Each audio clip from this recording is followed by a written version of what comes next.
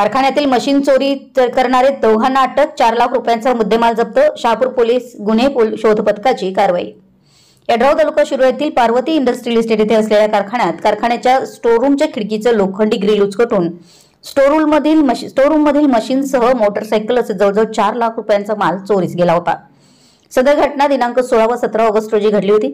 तशी फिर्याद गफार अकबर अली गोटे राहणार कृष्णानगर गल्ली नंबर 1 शहापूर यांनी शहापूर पोलीस ठाण्यात दिली होती।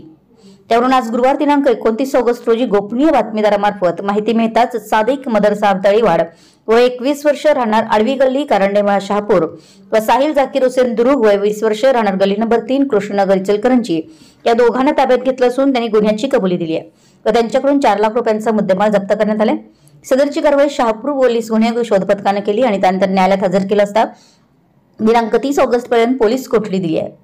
सदरची कारवाई पोलीस अधीक्षक महेंद्र पंडित, अपर पोलीस अधीक्षक निकेश खाटमळे, उपविभागीय पोलीस अधिकारी समरसिंह साळवे यांच्या मार्गदर्शनाखाली पोलीस निरीक्षक सचिन सूर्यवंशी, श्रीकृष्ण दरेकर, अविनाश मुंगसे, आशिफ कलायगार, रोहित डावळे, अर्जुन फातले, रवींद्र महाजन, शशिकांत ढोणे आदींनी केली। सदर गुन्ह्याचा तपास श्रीकृष्ण दरेकर करीत आहेत। उत्तम जगताप, यड्राव।